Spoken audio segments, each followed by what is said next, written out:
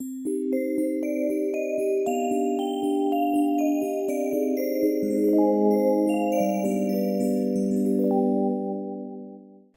Woohoo Wednesday. Good morning. Hi, this is Little Woo, and I'm here to answer another existential question: how to say no to an emotionally needy friend. I wrote a short message that I want to help but can't as I have too much in my own life to handle and have nothing to give right now. Then their angry voicemail said, I should be the being of light that I am, and I feel anxiety about what to do. Now, first of all, I want to say congratulations for listening to your own body's needs, to know that, to know your own state of mind, to know that you're not in a place to be able to help.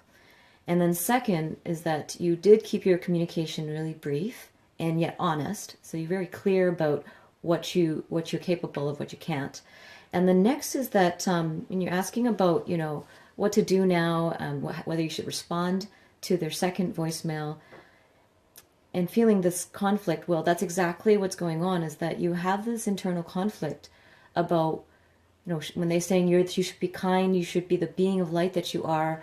Because I know this person who's asking the question, and I know that they are very generous, very sweet, very thoughtful, then I know that this pattern with this friend must have been going on for some time, and that this is not the first time that they've asked for your help and where you have given it, but maybe at this time in your life, you're just not able to. And so saying no is very hard when you want to help and you're very sorry that you can't, as you said. If you were to not respond to their second voicemail, it would be reasonable, it would be fair, because your first message was very clear that you just got too much to handle and you're really sorry that you can't help out right now. But if they don't understand that and you do feel like you owe it to her to say one more thing, then you can think about maybe before you write that, to deal with your anxiety and to see, well, what is the conflict? And I would say that maybe the conflict is about your own definition of what friendship really is. Like a really good person, what kind of friend are they if they don't even answer a call for help? And so that's that heaviness that's within you, is feeling like, your own integrity around friendship is compromised by not being able to help at this time. But also this other side that you just physically can't. You're emotionally, physically can't. You're tapped out. Like you said, I have nothing to give right now. So I kind of use the analogy of someone, if you're drowning a little bit and you're kind of struggling to stay afloat, which a lot of people in different times of their life, we all go through the struggle where we feel like we're barely floating. And then someone comes along and then they're climbing on top of you, and they're like, the whole drowning victim scenario, where when one person's drowning and they try to, climb onto you and you're struggling to swim, and both of you are going to drown. And so it's not the best help. So I would look at it from the perspective of that you need to maybe look at your definition of friendship and expand it so that it's not just about answering every single call for help that you get, because there's just sometimes no way that you can be there for everybody that you love at the same time, especially when you're going through something. So expanding your definition of friendship so that your integrity is still intact if you honor your own self-care. So self-care becomes part of your definition. So I respond to calls for help. I act with integrity around my friends. I speak the truth. And I also acknowledge that I do need self-care, and when I'm struggling, that I need to attend to that before I try to rescue anybody or help anybody.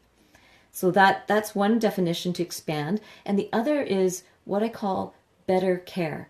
And that is that you must trust that this person has access to better care, that there's other options for them, that you're not their only source of help or sanctuary. And if you are, then they've become really codependent on you. And that's not a sustainable kind of reality to create. And that you're enabling that by also believing that you're the only one left that can help this person. And believe me, I've been there too, where someone's come to me and they said, I'm the only person left on this whole world that they can go to. And I felt this weight of responsibility that if I didn't help them, that they would be crushed. And it was my responsibility to bring them back, and bring them to the surface. And that's really dangerous, to take responsibility for someone else's life, or their happiness or their well-being, because in a way you're taking away their power by saying, yes, you're right, I'm the only one and I'm the only way, and the universe can't give you any other options. And so it's really not having enough faith in the universe's abundance to believe that we're the only source for someone is a very dangerous proposition. So I would say that this better care definition is that your friend has access to someone who can provide better care, maybe a professional, a therapist, or someone else who can intervene at this time that is not also drowning, someone who's not having so much on their plate that becomes a huge emotional drain to help, someone who's in a state where they're really excited to help someone, so that you're creating space for them to really get the help that they need. So this idea of trusting the universe to provide better care for them, and trusting that you also deserve better care, that you need to tend to your own needs, and if you're swimming and you're barely staying afloat, that you need to get afloat first.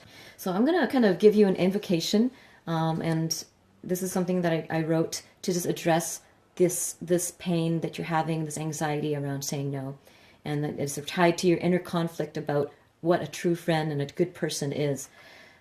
I am a great friend, and I'm remembering all the ways in which I have been loving and kind. But even great friends like me are not necessarily equipped to handle someone's deep issues. And even great friends like me may be dealing with my own stuff at the same time that this person is needing help. So I must remember that I'm not their only resource in this world, and I'm not a bad friend if I honor my own limits and needs. I must remember that the universe hears our calls for help and is already on the way with many brilliant options. I must remember that we are both creators and capable of attracting and creating the resources we need if we trust and stay open. I actually have a small mini course, so maybe we can have a conversation. I'll give you some more tools on how to say no with absolute love. That's actually the name of the mini course that I had taught. It was like a afternoon workshop. So I can do a little mini session on that with you if that would help. Because it's a very difficult skill that we haven't acquired. We've learned that saying yes is valuable, but we haven't recognized the value of saying no, and that it's honorable, just as honorable as saying yes is saying a very honorable no. And we have to learn that skill, otherwise we'll be overwhelmed and we'll be drowning and then have other people drown on top of us. So we need to learn the skill, and I hope that this helped. I hope to see you next Wednesday when I address another life question. If you want to send me your questions by Facebook, you know how to reach me here, or you can send me an email, treasures@littlewoo.org. And check out all the blogs that on my website, littlewoo.org. Plus, I also help people one-on-one if you want to work with me. I love doing that kind of work. I'm always honored to connect with someone deeply on their life journey. And also check out my online course that I'm gifting right now called The Magical Sabbatical, Making Time for Desired Experiences. So lots of love from the Mermaid Pirate Lagoon, and I'll see you next week. Mwah.